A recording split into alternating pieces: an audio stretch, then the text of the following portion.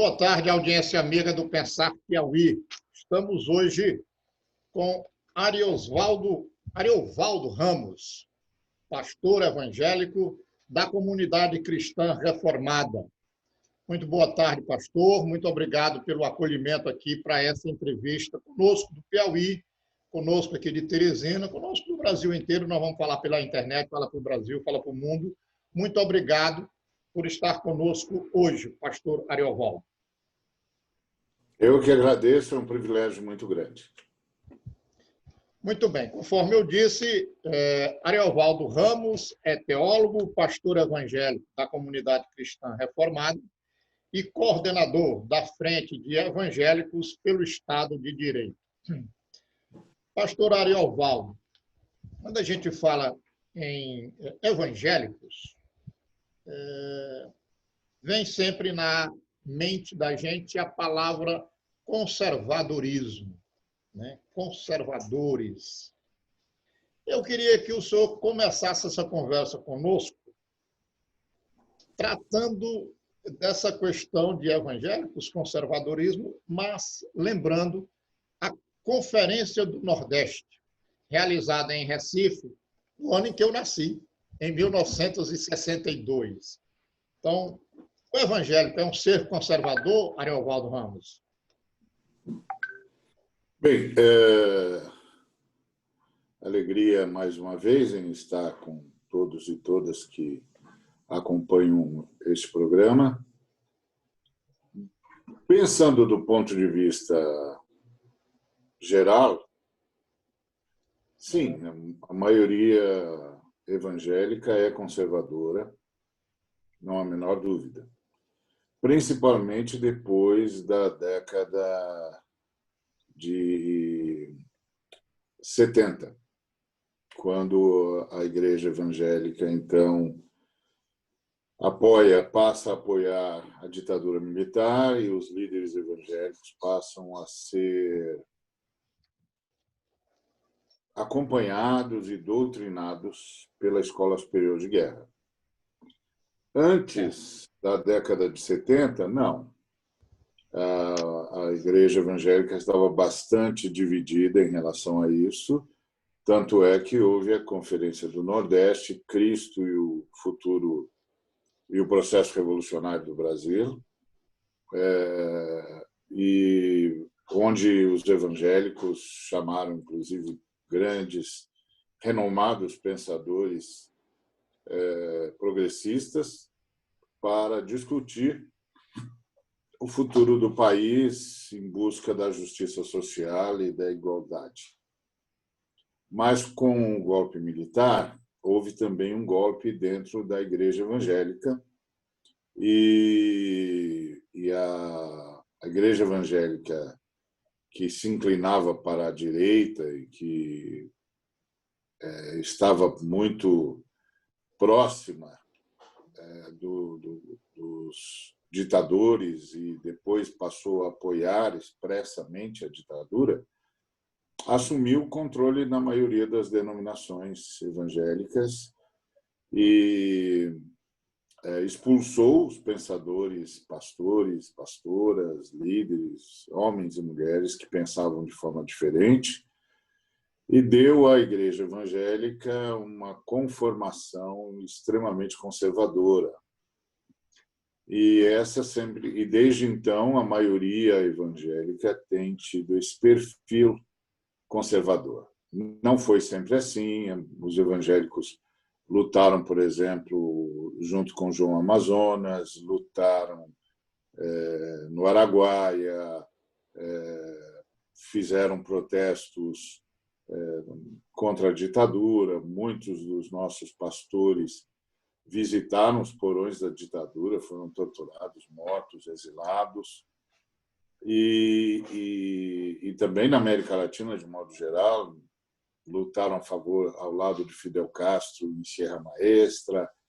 Então não era esse perfil. Esse perfil foi assumindo a maioria dos evangélicos com as mudanças políticas da América Latina e com os sucessivos golpes dentro das denominações que foram se tornando cada vez mais conservadores e fundamentalistas.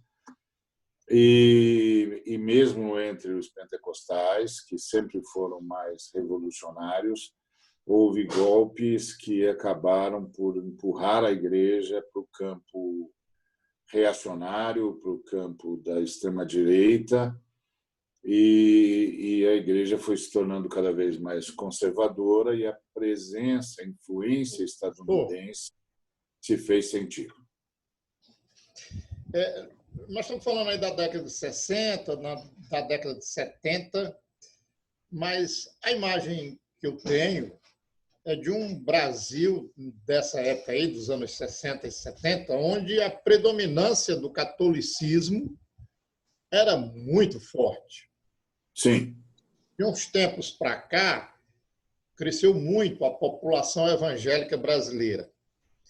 Eu queria da sua visão, do seu conhecimento, uma análise do porquê que a Igreja Católica caiu, porquê que os evangélicos cresceram e quando se deu essa virada e por que se deu essa virada. Os evangélicos começam a crescer de forma considerável a partir da década de 80, então o crescimento foi exponencial. E se deu por vários fatores. O primeiro fator, de um ponto de vista sociológico, é que a urbanização do Brasil foi acelerada, o Brasil chegou a 85% de urbanização, como é hoje. E a fé evangélica é uma fé eminentemente urbana, enquanto que a fé romana é uma fé eminentemente rural. Então, a Igreja Romana não conseguiu acompanhar a urbanização brasileira, não conseguiu produzir clérigos em número suficiente, não conseguiu acompanhar as igrejas, as suas paróquias ficaram à deriva de acompanhamento pastoral, e os evangélicos chegaram com uma linguagem muito mais própria do mundo urbano, muito mais ágil e com uma mensagem muito mais pessoal e com uma relação eminentemente pessoal com a Trindade por meio de Jesus Cristo. Então, isso causou um impacto naquela sociedade agora recém-urbanizada ou em processo de urbanização. Além do que, o processo de urbanização é um processo de desligamento. As pessoas vieram do mundo rural e tiveram de se desligar de tudo que um dia lhes deu significado. Agora elas não eram mais os filhos do fulano, da ciclana ou do beltrano, mas eram um número no CPF. Pronto. E agora elas não tinham mais comunidade, não tinham mais família, não tinham mais história. A cidade cobrava delas performance, cobrava delas capacidade de produção e não lhes oferecia nada. Então, a igreja evangélica chega oferecendo a redenção ao alcance da mão e chega oferecendo comunidade. Comunidade, assistência, abrigo, companheirismo, consolo, etc. E chega oferecendo também conforto espiritual. Então, a Igreja de Roma demorou muito para reagir, e quando a Igreja de Roma reage, ela reage a partir da teologia da libertação, que enfrenta dentro da própria Igreja Romana muita resistência, a ponto de vir a desaparecer por ação direta da liderança romana nacional e internacional. Então, isso deu aos evangélicos uma série de vantagens no contato com o povo, porque enquanto os evangélicos avançavam, a Igreja Romana tinha de resolver os seus problemas internos, as suas brigas teológicas, os seus grupos de pressão, e não conseguia reagir ao crescimento populacional e, principalmente, não conseguia se fazer valer no mundo urbano, porque a Igreja Romana é muito centralizadora, tudo está na mão da Igreja, a salvação pertence à Igreja, o perdão só pode ser dado à Igreja, então ela exige uma disponibilidade de tempo que a Igreja Evangélica não exige, e na Igreja Romana Deus está na paróquia, na Igreja Evangélica Deus está no seu coração. Então isso deu aos evangélicos muito mais agilidade, muito mais destreza e, claro, muito maior capacidade de receber resposta e de sustentar as respostas. Além do que, a Igreja de Roma é uma igreja de grupos que moram espalhados por todos os lugares e que vão às suas missas, etc., etc. E aqui você tem uma paróquia, um templo para milhares de pessoas ao redor. A Igreja Evangélica se distribui em muitas pequenas congregações, próximas da pessoa, próximas do povo, próximas do bairro, próximas da realidade que o bairro enfrenta, que as pessoas enfrentam, próxima do trabalho, próxima da escola, próxima da padaria, próxima de todos os aparatos urbanos que estão à disposição do cidadão e da cidadã urbana. Então, a vantagem logística era insuperável. E, claro, tem a mensagem que pessoaliza a fé, enquanto que a mensagem romana gregariza a fé, porque você tem de ir para a paróquia, o perdão está lá na paróquia, etc. Na fé evangélica, o perdão está onde você estiver. Você fala com Deus onde você estiver, Deus fala com você onde você estiver, e o Espírito Santo mora em você. Em nome de Jesus, você pode reagir à realidade. E a Igreja Evangélica empodera o fiel, porque ele é abençoado com dons e com autoridade. E isso ajudou muito a população que vem do servilismo escravista, que o tempo todo foi tratado como subpopulação, que o tempo todo foi tratado de maneira subhumana. Quando ela chega na comunidade evangélica, ela é empoderada. Ela não é mais aquela pessoa servil que esteve sempre à disposição do senhor de engenho, do senhor da fazenda, enfim, dos proprietários escravistas. Não, agora ela é filho de Deus, filha de Deus, empoderada por Deus, plena do Espírito Santo, cheia de dons, com capacidade de trazer a palavra de Deus. A Bíblia está na mão dela, ela também é intérprete da Bíblia, ela também tem a liberdade de examinar a Bíblia, ela tem também a autoridade para falar em nome de Deus, ela não depende mais do magistério romano. Agora ela diz o que pensa, diz o que viu, diz o que entende que Deus falou com ela. Então, é um processo libertário e é um processo de empoderamento num país que passou 4 séculos sob escravização e gerou um grupo sob servilismo e que precisa se emancipar, porque os antigos senhores de escravizados continuam com aquela mesma postura arrogante de quem olha para um ex-escravizado, mas continua vendo ainda continua vendo como móveis e utensílios. Então, como é que você se liberta disso? Você precisa de um ambiente onde você é empoderado. E a igreja empoderou, principalmente a igreja pentecostal. Por isso, a religião mais negra do Brasil hoje é a religião pentecostal. A maioria esmagadora dos negros, dos pretos e pretas, são pentecostais. A maioria dos empobrecidos são evangélicos. principalmente pentecostais. Por quê? Porque é por causa da libertação do servilismo para além dos elementos religiosos, da libertação do servilismo, do empoderamento civil, do empoderamento humano. Então, não dá para competir com isso.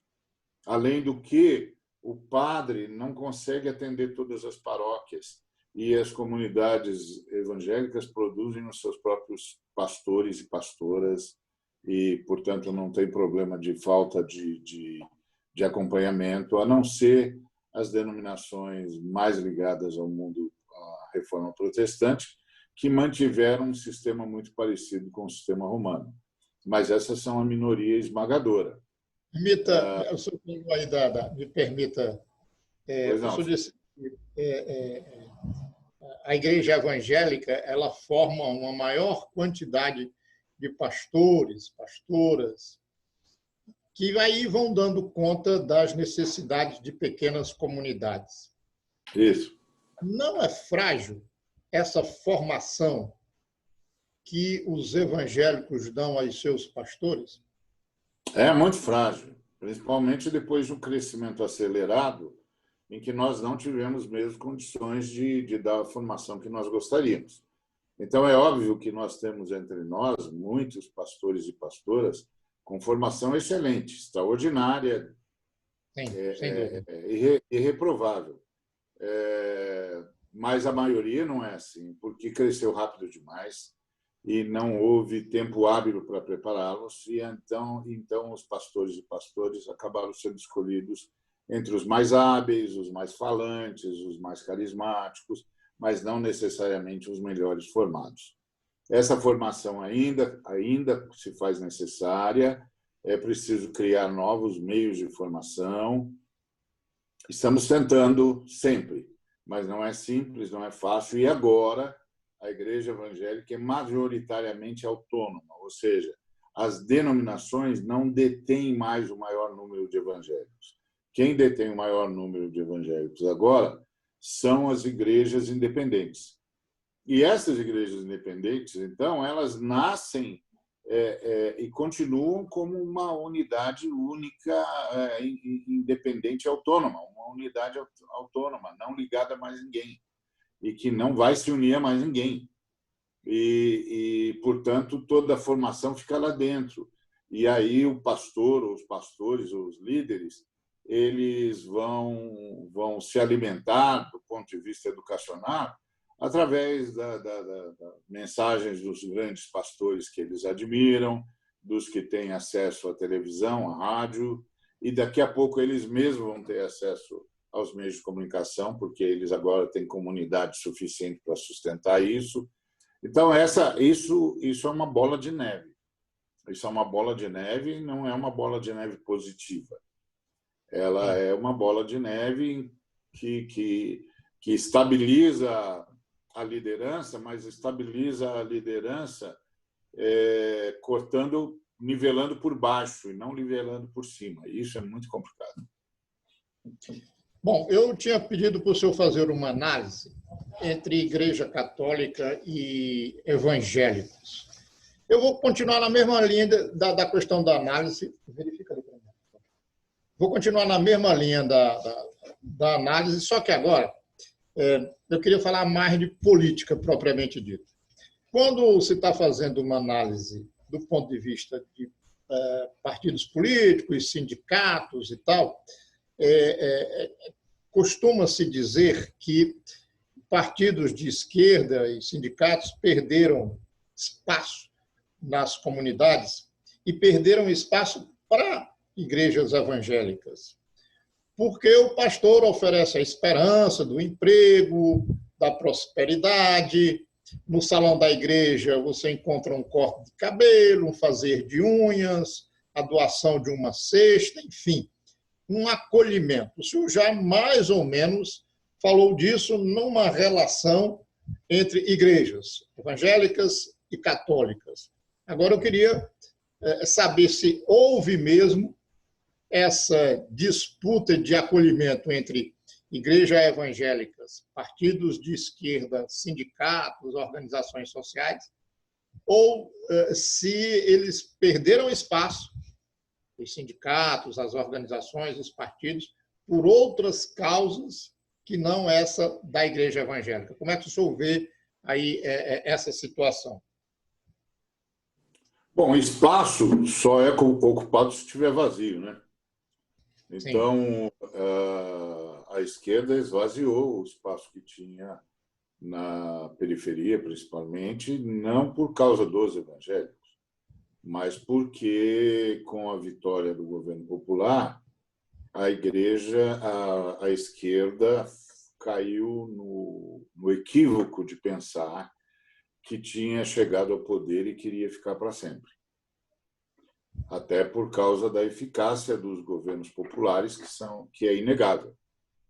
Inegável. A qualidade dos governos populares é incomparável com tudo que a gente teve antes e agora com o que a gente teve depois. É incomparável. Então, só que a esquerda começou a trabalhar como se tivesse chegado ao topo da montanha. Então, quando você chega ao topo da montanha, não tem mais nada o que fazer, a não ser ficar lá na montanha. Mas a esquerda se enganou. Não tinha chegado ao topo da montanha, como ficou provado, e parou com o processo de formação.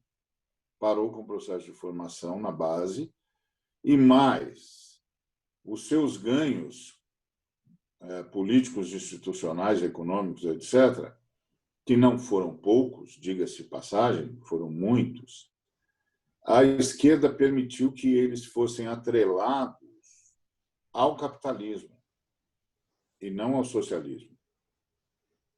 Então, as pessoas eram agraciadas por um programa eminentemente socialista, mas o recebiam como se fosse fruto do capitalismo.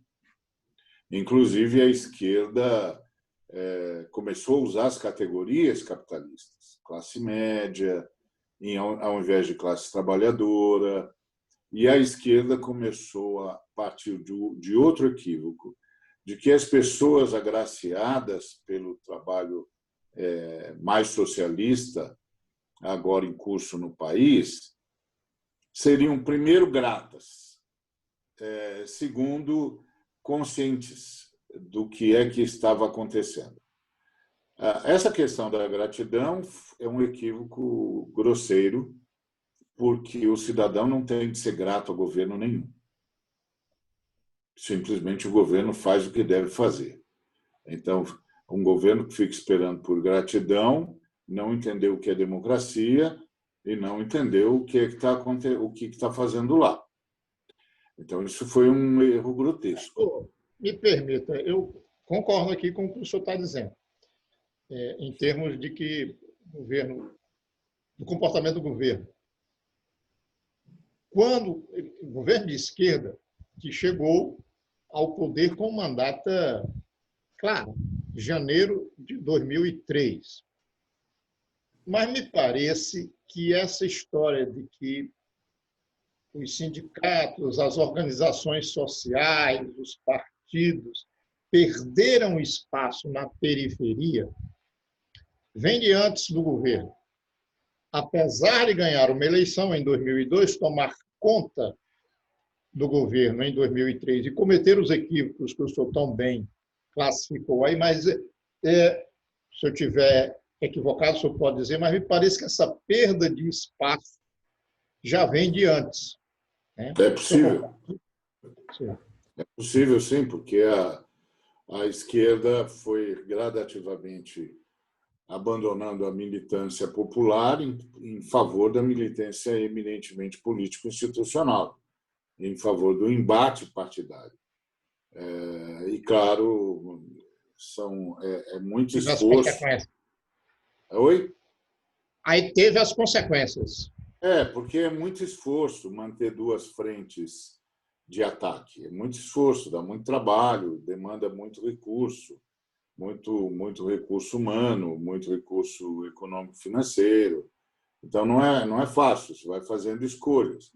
Então, gradativamente, a esquerda foi migrando da formação para o embate político partidário, que tinha de fazer também, é óbvio, e se preparando para oferir o poder, e ganhou o poder, fez jus a isso, mas não entendeu que não estava ganhando poder porque tinha conquistado a base, mas estava ganhando poder porque as forças capitalistas tinham cometido tantos erros, desde a ditadura militar, passando pelo governo Sarney, pelo governo Collor, pelo governo Fernando Henrique, tantos equívocos. Basta pensar que o governo Fernando Henrique termina palidamente o seu governo colecionando apagões, Sim. Não tem nada mais símbolo de fracasso do que apagões. Não tem energia elétrica no país. Privatizações horríveis, verdadeiras manipulações, piratarias ou privatarias, como foi chamado, e apagões, e perda de capacidade industrial e perda de capacidade econômica. Aí, Deixa eu mudar. além da crise que esses governos criaram na periferia e no campo. Quando o governo popular vai para um embate onde ganhou a eleição e vai ficar por 3 mandatos, pelo menos 4, se a lei tivesse sido cumprida,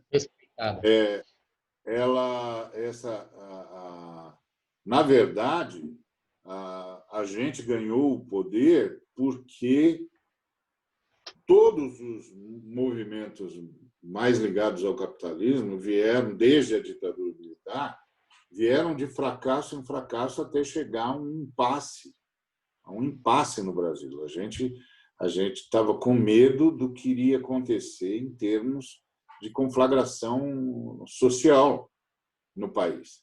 Aí, então, o governo popular foi uma resposta, não só uma resposta nossa, mas também foi uma esperança de apaziguação do país. Mais ou menos a mesma coisa que está sendo dita agora a partir da pessoa do ex-presidente Luiz Inácio Lula da Silva, alguém que pode pacificar o país. O quadro é semelhante. Isso é bem-vindo? Oi? Isso é bem-vindo, sim, mas não é suficiente. Nós vamos voltar para a política, mas agora é o seguinte, eu quero ficar aqui no campo dos evangélicos mesmo. Comecei perguntando aqui uma relação catolicismo-evangélicos, depois evangélicos e organizações sociais. Agora eu queria ficar no campo dos evangélicos. O senhor é da Igreja Comunidade Cristã Reformada. Qual a diferença da sua igreja para a Igreja Universal do Reino de Deus, para a Igreja Internacional da Graça de Deus, para a Igreja Mundial do Poder de Deus, para a Assembleia de Deus Vitória em Cristo e várias outras que tem? Então, essas igrejas que foram citadas agora por si, elas são neopentecostais. Elas são já pós-evangélicas. Elas são neopentecostais, elas têm uma visão da fé, a fé como um poder para forçar Deus a determinadas ações, a redenção demonstrada pela prosperidade econômica e um comportamento pró-capitalista, aliás, uma pregação que sustenta o capitalismo. Então, elas são neopentecostais, elas são pós-evangélicas. Pode ser um erro, mas a imprensa comercial, o povo em geral e eles próprios se denominam evangélicos. Sim, e se não se denominassem, eles perderiam espaço e povo. Sim. Mas, do ponto de vista teológico, não, eles são pós-evangélicos, eles já não pensam mais como os evangélicos. Na verdade, a diferença, o que há de semelhante entre eles e os evangélicos é que eles usam a mesma Bíblia, de 66 livros, e eles têm as mesmas nomenclaturas. Então, para Pastor, especificar um pouco, essas a igrejas que eu mensagem citei aqui, não é mais evangélica. essas igrejas que eu citei aqui são igrejas lideradas pelo Edir Macedo, pelo R.R. Soares, pelo Silas Malafaia e pelo pastor Aldemiro. Valdemiro, o homem do chapéu. Vamos lá. Desculpa aí, pode prosseguir, pastor. Então, essas são igrejas neopentecostais. Elas são tidas, do ponto de vista de uma teologia protestante, elas são vistas como pós-evangélicas. Mas é lógico que elas vêm do meio evangélico, tá certo? Elas nascem no movimento evangélico, mas elas são pós-evangélicas porque elas não são nem pentecostais. Os pentecostais, a minha igreja, por exemplo, e a igreja pentecostal está próxima. A minha igreja e as denominações históricas, batistas, presbiterianas, congregacionais, estão próximas. Agora, em relação à neopentecostal, não, está totalmente distante.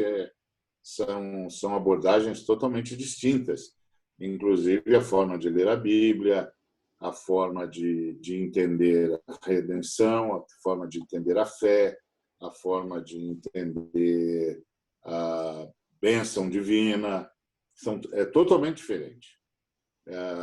Na igreja evangélica, de modo geral, seja a histórica, mais protestante, seja pentecostal, a fé é um privilégio recebido de Deus e que leva o sujeito a uma convicção a respeito de Cristo. Na neopentecostal, a fé é um instrumento, como se fosse uma varinha de condão, é um instrumento de poder. É totalmente diferente. As leituras bíblicas são totalmente diferentes. Agora, tem elementos evangélicos. Por exemplo, essa perspectiva da prosperidade é um elemento que vem do calvinismo. É um exagero, os calvinistas nunca disseram tudo isso, mas vem do calvinismo, que acredita em eleição e que entende que a prosperidade é um dos sinais da eleição para a redenção. Mas é um exagero, não foi isso que os calvinistas ensinaram. Mas é um ponto que está lá, sem dúvida alguma. Agora, então é uma outra perspectiva, inclusive é uma perspectiva em que a redenção é pelo esforço, enquanto que na igreja evangélica a redenção é um ato da graça, é um ato de Deus por sua graça. Então são diferenças muito grandes. Agora, a população não percebe a diferença. Afinal de contas, as nomenclaturas são as mesmas e a Bíblia é a mesma. Então, elas não percebem as diferenças e vão aceitando a lógica das possibilidades do uso dessa fé mágica, dessa fé instrumento de poder. E como agora a salvação não é mais um ato de Deus por sua graça, mas um esforço, elas então vão cedendo a todas as campanhas e a todas as promoções e a todas as mensagens de que é preciso sacrifício para conseguir obter de Deus a bênção, e esse sacrifício passa necessariamente por uma contribuição polpuda para as instituições em si. Então, sem dúvida nenhuma, é uma diferença abissal, mas a população, de modo geral, não tem condições de perceber isso. E, gradativamente, muitas igrejas evangélicas, netamente evangélicas, foram aderindo a pregações da prosperidade. Embora não abraçassem todo o pacote, começaram a pegar parte do pacote forte. Até porque esse negócio de enriquecimento agrada a todo mundo, né? Todo mundo quer. Esse é um mundo capitalista. Então, esse é o mundo dos ricos, é o mundo da opressão, é o mundo da exclusão, é o mundo em que poucos têm muito às custas de muitos que não têm nada. Então, é um mundo de injustiça, mas é um mundo que está aí. E aí todo mundo cansa de ser espectador da vida, cansa de ser espectador dos ricos, cansa de ver os ricos nos melhores casos, nos melhores carros, nas melhores casas, nos melhores bairros, com as melhores possibilidades, com as melhores roupas, e cada vez menos ricos e cada vez mais posses. Então, quando alguém chega dizendo que Deus também quer isso para você, é a mesma lógica da Mega Sena, é a mesma lógica dos jogos de azar, é a mesma lógica das ações entre amigos, é a mesma lógica. Ou seja, então eu posso ser um dos sorteados, eu nunca vou conseguir esse espaço no mundo capitalista, mas eu posso contar com a intervenção divina que pode me sorrir se eu tiver fé, e eu vou demonstrar que eu tenho fé por causa do meu esforço, da minha contribuição, do meu sacrifício, etc. Em contrapartida, Deus pode me agraciar e eu vou ser o sujeito que vai ganhar nessa mega sena divina, nesse jogo de azar divino. E a pessoa arrisca tudo, porque não há saída do lado institucional. O Estado é cada vez mais ultraliberal, os ricos são cada vez mais bilionários, o sistema é cada vez mais devorador, os pobres são cada vez mais destruídos, o racismo aumenta, a segregação aumenta, as fobias sociais aumentam. Resta quem? Resta o jogo de azar divino, que é o que a pregação da prosperidade prega. Isso não tem nada a ver com o que os evangélicos protestantes e pentecostais pregam, mas acabou sendo o que mais se coadunava com esse ambiente capitalista de disputa fratricida e homicida e genocida, porque a elite capitalista é uma elite subdesenvolvida, uma elite genocida, uma elite escravista, uma elite para quem as pessoas ou servem para servir ou não servem para nada, para servir-lhes ou não servem para nada. Então, a pregação da prosperidade cai como uma luva nesse momento de desespero e de angústia, cujo horizonte não se vê. Ninguém vê uma mudança nesse quadro.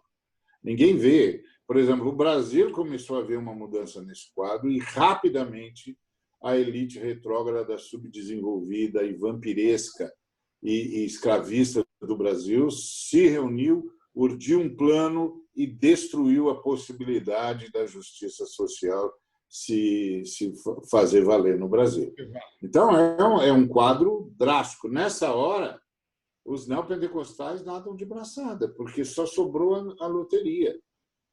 Só sobrou a loteria. Ou você vai para as casas lotéricas e tenta os vários jogos de ação entre amigos que tem lá, uma vez que aqueles jogos não são tecnicamente jogos de azar, mas são tipos de ação entre amigos, que você não está jogando contra a banca, ou vai lá e aposta na relação de 1 para milhões, ou você vai para o jogo de azar divino, que vamos ver se você tem fé suficiente para mover a mão de Deus em seu favor, mas pelo menos aqui você conta consigo.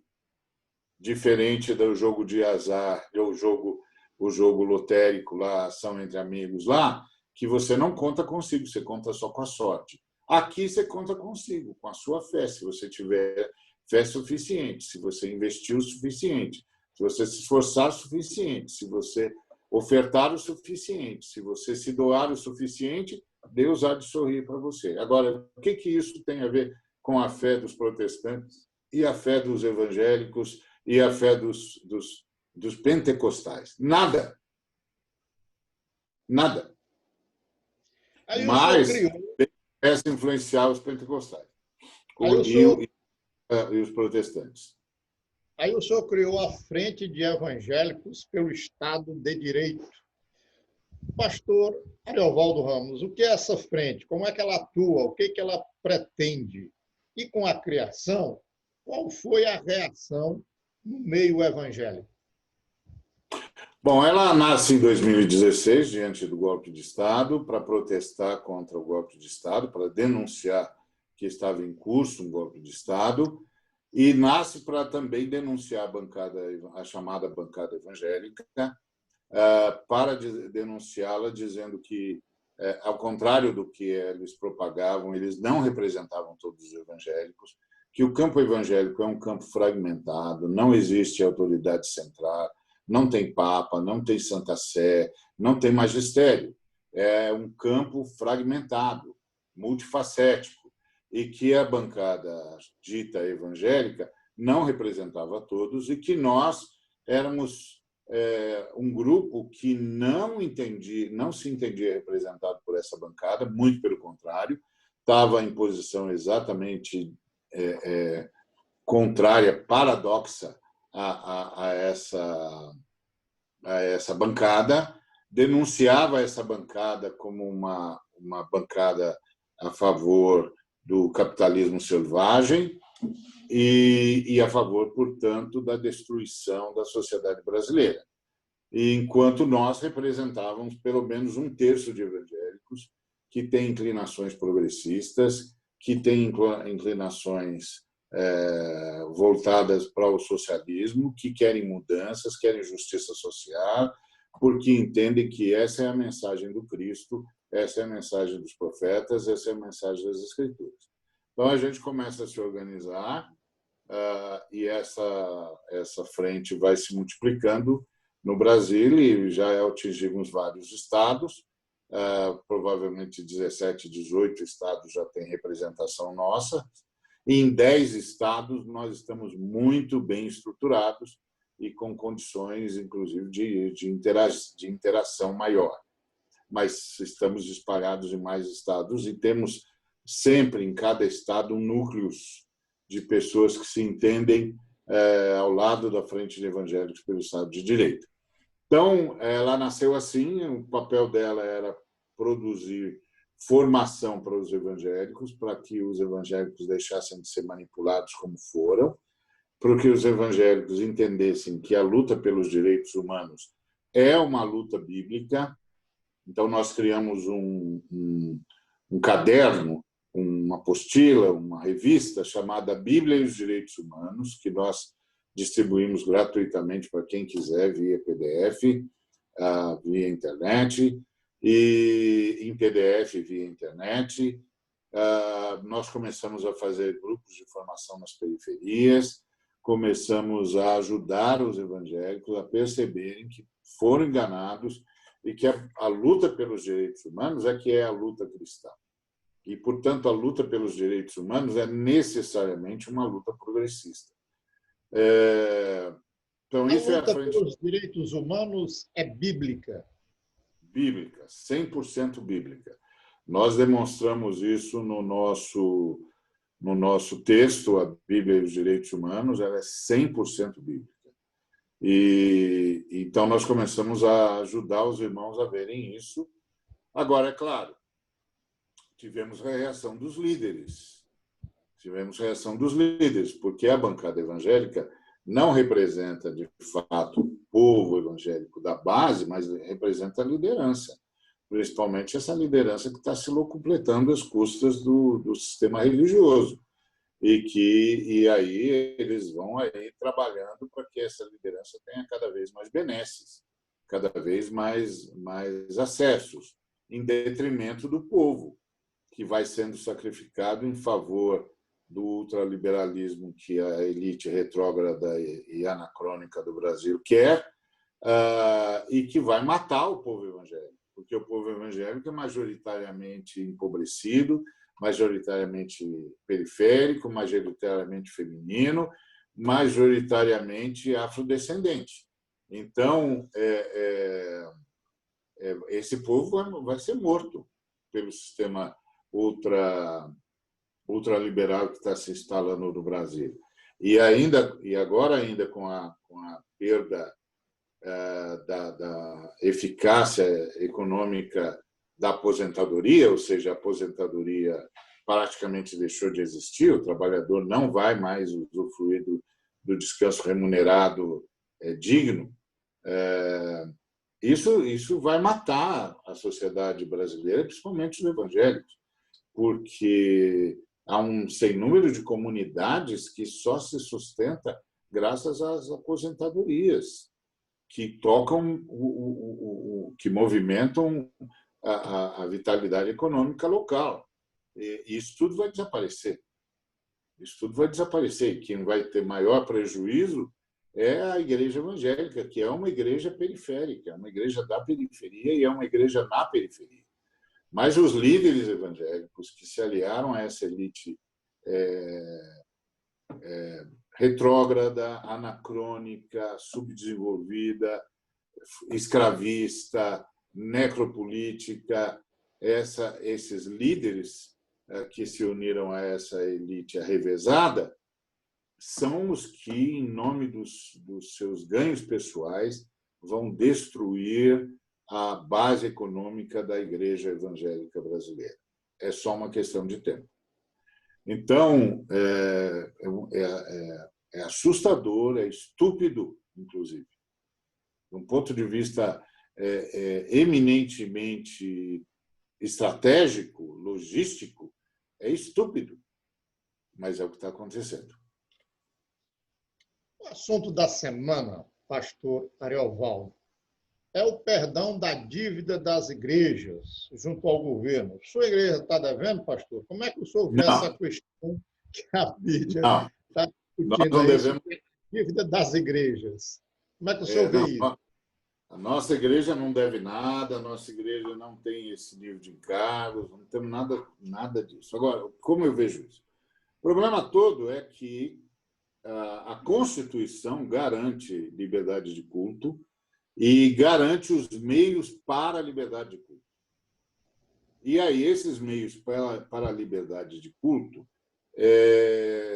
tocam as questões econômicas, porque garante também os meios necessários para as atividades sociais que são inerentes à liberdade de culto. Então, a Constituição já libera isso mesmo, E é isonômico, todas as igrejas têm, todas as confissões religiosas têm. A igreja evangélica sempre lutou por essa isonomia. Quer dizer, se várias igrejas são tratadas assim, os evangélicos também têm de ser tratados. Então, do ponto de vista do mérito, as autuações podem ser questionadas mesmo como inconstitucionais. As autuações podem ser porque essas autuações incidem sobre os meios necessários para o exercício da liberdade de culto. Então, é uma questão de mérito e é uma questão de Constituição. E o deputado da igreja, que foi uma das beneficiárias, construiu muito bem o seu projeto de lei. Tanto é que o Congresso aprovou, inclusive com votos da oposição. Inequívocos. E por quê? Porque ele soube amparar o projeto de lei na cláusula pétrea. E aí, cláusula pétrea é inamovível. Encerra o assunto. Então, qual é a grita? Qual é o escândalo? O escândalo é que a maioria de nós, e eu me incluo nessa maioria, não consegue mais acreditar que esse grupo de gente é verdadeiramente uma igreja. É verdadeiramente? É verdadeiramente uma igreja, no sentido técnico da palavra. Cada vez mais, esses grupos parecem corporações privadas de enriquecimento ilícito às custas da boa-fé dos fiéis. Então, não tem característica de de igreja, como nós aprendemos a descrever, tanto olhando para a igreja de Roma, como olhando para a igreja protestante de modo geral. E a Receita Federal não acusa o desvio de propósito, o desvio de função, o desvio de atividade. E acusa um drible judicial. E aí os absurdos, tipo mansões e mansões e mansões que não pagam IPTU porque estão registrados em nome da igreja. Não tem nenhuma justificativa para que nenhuma instituição eclesiástica tenha mansões. Não tem justificativa. E fazendas, e aviões, e jatos, e helicópteros, e iates. Não tem nenhuma justificativa. Então, o escândalo não é o mérito. O mérito está correto, a cláusula pétrea. O escândalo não é o mérito. O escândalo é que ninguém mais, em sã consciência, consegue entender esses grupos como igreja. E aí a impressão que se passa é de que nós estamos diante de uma grande falcatrua e nós estamos diante de espertalhões que descobriram como driblar o fisco, como driblar o Estado, como driblar a Receita Federal, como driblar as responsabilidades fiduciárias. E assim, então esse é o escândalo. Bom, mas porque a grande questão é como igrejas chegam a dever R$1 bilhão aproximadamente para a União. Como? O que justifica isso? Só que a cláusula pétrea está lá. A cláusula pétrea está lá e eles são reconhecidos como igrejas. Então, isso é escandaloso. Não é escandaloso a cláusula, não é escandalosa a cláusula pétrea. Não, isso é um Estado laico, um Estado que tem de garantir mesmo o direito de culto, a liberdade de culto, a liberdade de expressão, e ponto. Mas essas igrejas, essas ditas igrejas, não conseguem sustentar diante do padrão histórico da fé que a sua prática é, de fato, uma prática religiosa. Não conseguem sustentar. E que os seus gastos têm a ver com o seu direito de culto. Não conseguem sustentar. Só que não tem amparo na lei para questionar isso. Não tem amparo na lei para questionar isso. A Receita Federal tenta, emitindo multas,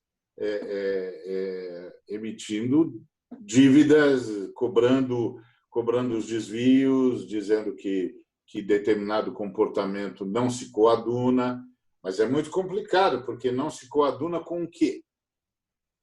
Não se coaduna com o quê? A igreja, a cláusula pétrea, coloca a atividade religiosa no Brasil, fora de lei. Não fora da lei, mas fora de lei. Ou seja, essas atividades religiosas não podem ser alcançadas por nenhuma lei que possa ser considerada uma restrição ao exercício do seu direito. Então, é uma comunidade fora de lei, ou seja, o Estado não consegue legislar sobre a atividade religiosa no Brasil, por definição. Aí o escândalo. O escândalo não é o direito de culto, não é a cláusula pétrea, não é a necessidade. O escândalo são as mansões e os helicópteros. Porventura tenha para exercer suas atividades. Eu queria, pastor, o escândalo do enriquecimento. E eu queria agora colocar um outro tema para a sua análise. Muito parecido com esse, na minha visão. Eu queria falar sobre mídia, eu queria falar sobre televisão. principalmente. Eu queria falar sobre shows. E aí, pega até a Igreja Católica. Nós tivemos agora, recentemente, um escândalo envolvendo aí o padre Robson, que está sendo investigado pela polícia, pelo Ministério Público, lá em Goiás. E o padre Robson fazia uso intensamente de grandes aglomerações, fazia uso de veículos de comunicação, rádio, televisão. Tal qual o padre Robson, muitos evangélicos também, para alavancar a sua igreja, lançam mão de televisões, concessões públicas de rádio e televisão. Para evangelizar, é necessário o espetáculo? É necessário o veículo de comunicação? Ou dá para falar do evangelho sem isso, pastor Ariovaldo Ramos? O seu necessário não é. Necessário não é, porque a fé cristã tem 2 milênios e cresceu. E cresceu sem nenhum desses instrumentos, sem rádio, sem TV, sem nada. Sem show, sem espetáculo, cresceu. Porque a fé é basicamente alimentada pelo testemunho. E isso vai de pessoa para pessoa, então é uma corrente de transmissão, inclusive, que não pode ser barrada, porque é uma corrente de transmissão entre seres humanos. Então, necessário não é. Claro que não. Agora, é um instrumento passível de ser usado? Sem dúvida. É um instrumento de comunicação. Então, todo instrumento de comunicação é passível de ser usado para transmitir qualquer mensagem, e a mensagem religiosa, no fim das contas, é mais uma mensagem que pode se utilizar de qualquer meio de comunicação disponível. E é óbvio que os religiosos, e não são só os evangélicos, os romanos também têm sua teologia da prosperidade, sua pregação da prosperidade. Todo mundo, claro, lança a mão dos meios de comunicação de massa por razões óbvias. Se você quiser propagar a sua imagem e as suas ideias, você usa a TV. Se você quiser construir comunidades, você usa o rádio. Marshall McLuhan, o meio é a mensagem do rádio é gregária, a mensagem da TV é individual.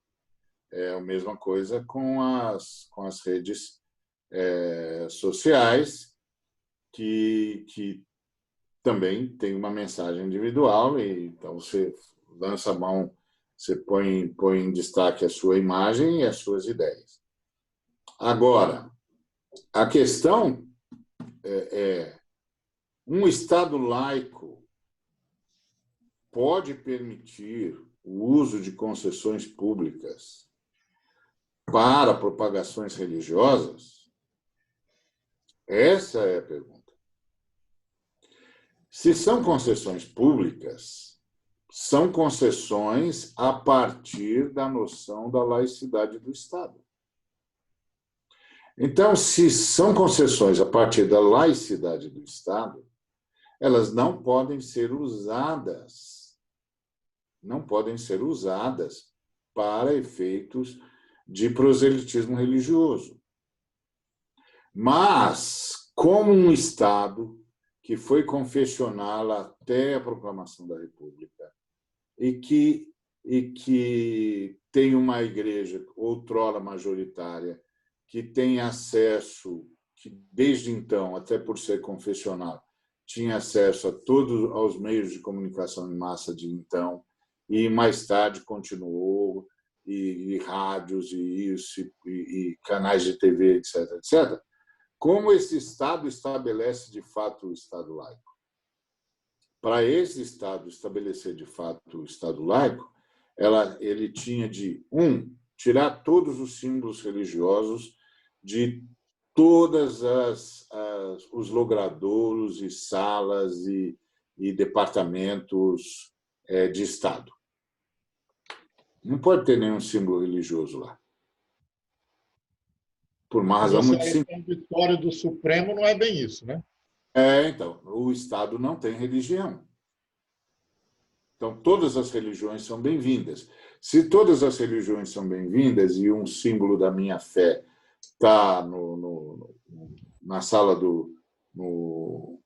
na sala de audiência do judiciário, tem de estar os símbolos de todas as outras fés, todas as outras confissões religiosas admitidas no Brasil. Tinha de estar lá, tinha de ter uma lista de símbolos. Não pode, nem tem parede para isso. Então, não pode ter nenhum, porque o Estado é laico. Então, nenhuma concessão pública pode ser usada para proferir mensagens religiosas. Não, mas o sujeito é o dono da rádio e ele quer vender espaços. Ele não é o dono da rádio. Ele é o dono do instrumento técnico, eletroeletrônico, seja lá o que for, Você está que defendendo permite que nenhuma igreja tenha espaço no rádio e na televisão. Então, não pode, porque o sujeito, você pode dizer, não, mas eu estou pagando. Eu estou pagando um espaço na rádio do Seu José. A rádio não é do Seu José. A rádio é uma concessão pública. O Seu José tem o direito de explorá-la dentro dos padrões da lei. E a lei diz que o Estado é laico.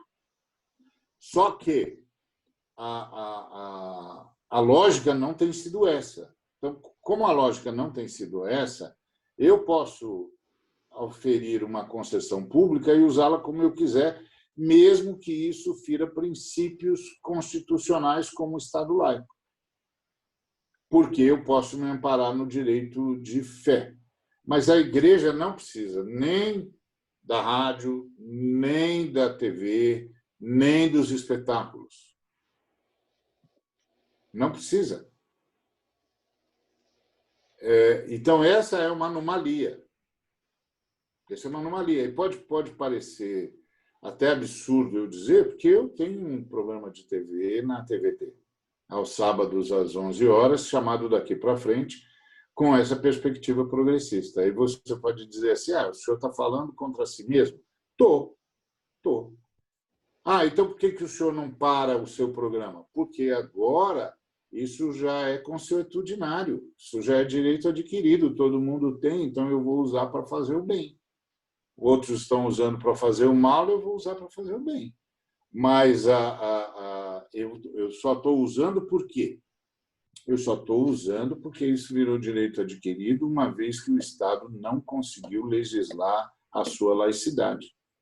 Não conseguiu legislar a sua laicidade e, por jurisprudência, admitiu o uso de concessões públicas para proselitismo religioso. Ponto. O senhor tem falado aí, nessa resposta, muito sobre Estado laico. E nós temos um presidente da República e uma bancada da Bíblia que fala muito de uma nação cuja Bíblia é o comando, esquecendo talvez, inclusive, até da Constituição Federal. Como é que o senhor vê essa posição do presidente Jair Bolsonaro e da bancada da Bíblia? Da bancada da Bíblia, eu vejo como um grupo que está usando o seu mandato, tem mandato, para tentar legislar a partir da sua fé. Isso não é isso é o uso de um direito, é óbvio, porque o parlamentar pode apresentar o projeto de lei que achar interessante e necessário. Ele não pode, ele tem de ser cerceado pelas comissões. Comissão de Justiça, de Constituição e Justiça, as demais comissões, teriam de cercear os projetos de lei, tendo a Constituição, as comissões tinham de cercear os projetos a partir da Constituição. Então, você não cerceia o direito do mandatário, tem um mandato, ou ela tem mandato, então ela pode apresentar o projeto de lei que julgar necessário e interessante para os valores que defende, para os cidadãos, para os eleitores e eleitoras que defende, ou que representa. Cabe às várias comissões cercearem esses projetos diante do padrão maior, que é a Constituição Nacional. Então, isso não tem acontecido, pelo menos aparentemente. Agora, o caso do presidente da República, não. O caso do presidente da República é criminoso. O que o presidente da República faz com a religião é criminoso. É um atentado ao Estado laico. O presidente da República não pode notificar ou noticiar suas preferências religiosas. É claro que ele pode ter a sua religião e deve, obviamente, mas ele não pode privilegiá-la, ele não pode, inclusive, dar a impressão que a privilegia. Ele tem de ter uma postura eminentemente republicana. Essa lógica de que ele é o presidente de todos e todas. Mas há uma... Não, se não escrito, pastor, se não escrito ainda, mas há um objetivo desses agrupamentos, né, de tornar o Brasil, digamos assim, a ferro e fogo, uma nação cristã desse ponto de vista evangélico que eles apregoam. E aí você tem o presidente Jair Bolsonaro, aí você tem uma série de ministros dele que seguem essa linha, a ministra Damares, agora o ministro da Justiça e outros, e aí tem a bancada da bala que vem forçando isso, quer dizer, daqui a pouco você nasce brasileiro, mas não obedece a esta fé, entre aspas, que foi imposta, digamos assim, você vai ter que ou morrer ou sair do país. Esse é o projeto deles. Pois é, esse projeto é criminoso. Esse projeto tem de ser detido no Congresso através das comissões. Esse é o ponto, porque a Carta Magna é o padrão, e a Carta Magna não permite esse tipo de postura. Isso é criminoso. Agora, é inevitável que, se você tiver uma religião majoritária no país, é inevitável que ela tenha maioria também nos instamentos de poder. É inevitável, porque é uma democracia. Então, se você tiver a maioria de romanos, você vai ter um Congresso com grande dificuldade, por exemplo, de contestar os dogmas romanos. É inevitável, isso é inevitável, isso é próprio da democracia. O que não pode é querer impor esses dogmas. Né? Mas o que ele não pode é querer impor esses dogmas, não mesmo pode, que majoritariamente acredite neles. Exatamente, ele não pode.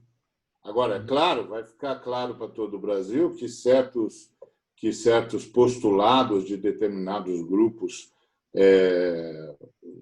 nacionais, principalmente não majoritários ou minoritários, terão maior ou menor dificuldade de serem aceitos e considerados diante da maioria do Congresso Nacional, que se formar a partir da maioria dos eleitores.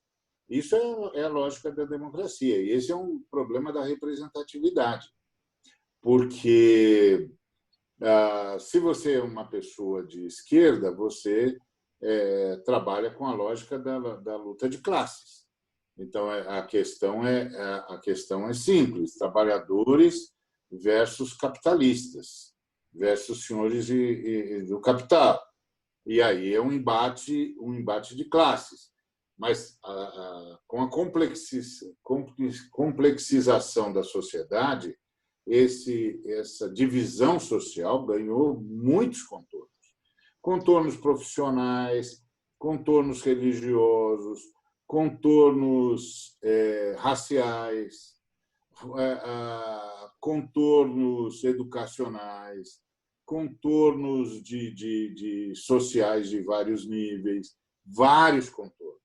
A crise de representatividade no Estado moderno é muito grande, porque você é trabalhador, mas você é um tipo de trabalhador, e tem um outro grupo que é outro tipo de trabalhador. Então, o que interessa para o tipo X de trabalhador não necessariamente interessa para o grupo Z de trabalhadores. Então, a crise de representatividade ficou muito grande. O modelo herdado da Revolução Francesa já dá mostras há algum tempo de exaustão. E nós ainda não achamos uma nova forma de representatividade. Não achamos. Inclusive, o Brasil tem um grande problema de representatividade. Há regiões no Brasil em que o voto do eleitor vale mais do que o voto do eleitor de outras regiões. A questão da representatividade do Brasil é uma questão muito séria, muito complexa, e que ninguém põe a mão, na verdade. Ninguém põe a mão. E essa complexização da sociedade criou vários nichos dentro de uma mesma classe, vários nichos dentro de uma mesma configuração sociológica, demográfica, geográfica, vários. Então, nos dias de hoje, não é tão simples. Talvez, se a gente conseguisse trabalhar melhor o governo popular, a ação, o controle social, talvez a gente conseguisse diminuir essa crise de representatividade. Mas nós não temos. Inclusive, no Brasil, é assim, você só precisa do eleitor no dia da eleição. Depois, só daqui 4 anos. Não precisa mais do eleitor. O eleitor, no Brasil, é o justificador do processo democrático, mas não é o senhor do processo democrático. A democracia escapa da mão do eleitor tão logo ele saia da urna indevassável. Tão logo ele sai lá da cabine indevassável, ele já não tem mais nada com aquilo, ele já não tem poder nenhum, ele não tem como se organizar, ele não tem como protestar, ele não tem meios de interação com o poder, não há controle social, não há recall, ato revogatório, não há possibilidade de moção de censura, não tem mais nada.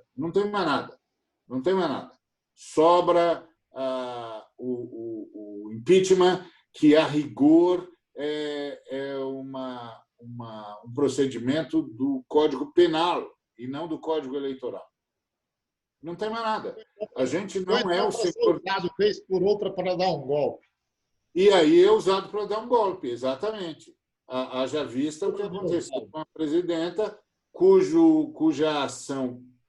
queixa-crime, cujo processo foi, inclusive, desautorizado pelo procurador de justiça, que mandou arquivar o processo por ausência de materialidade de crime, por ausência de provas. Então, o processo está arquivado. O processo está arquivado, então não tem mais crime para ser julgado. Se não tem mais crime para ser julgado, então não tem mais criminoso. E não tem mais julgamento. E, no entanto, teve. E teve baseado numa lei que está ligada ao Código Penal, que exige materialidade do crime. Então, você diz, não, isso é um golpe de Estado. Já foi, o Temer já foi presidente. Só que aí o mandato já foi, o Temer já fez Exatamente. o que ele fazer com o Supremo. Por quê? Porque o cidadão, a cidadã, o eleitor, a eleitora, não tem nenhum controle sobre a democracia no Brasil. Ele só serve para o dia da eleição e pronto. Pastor Ariovaldo Ramos, nós estamos aqui caminhando para o final. Eu queria agradecer profundamente esse momento que o senhor concedeu aqui ao Pensar Piauí e formular uma última pergunta para a gente encerrar nossa entrevista. Eu queria que o senhor dissesse: quem é Deus? Para nós cristãos é a Trindade eterna, Pai, Filho e Espírito Santo, Criador, mantenedor e redentor de toda a criação a partir da humanidade, revelado por meio das Escrituras Sagradas, através dos seus profetas, e manifestado na história através de uma das pessoas dessa comunidade divina que se fez carne e habitou entre nós e que nós a conhecemos como Jesus de Nazaré, o ungido, verdadeiramente Deus e verdadeiramente homem. Para os cristãos, este é Deus. E eu quero agradecer de novo sua participação aqui e no futuro espero contar novamente com a sua participação em algum momento aqui do Pensar Piauí. Que também o senhor tenha sucesso aí na implementação da frente de evangélicos, inclusive fazendo um núcleo aqui no estado do Piauí. Espero. Muito obrigado. Eu que agradeço o privilégio, a oportunidade, tudo de bom. Grande abraço.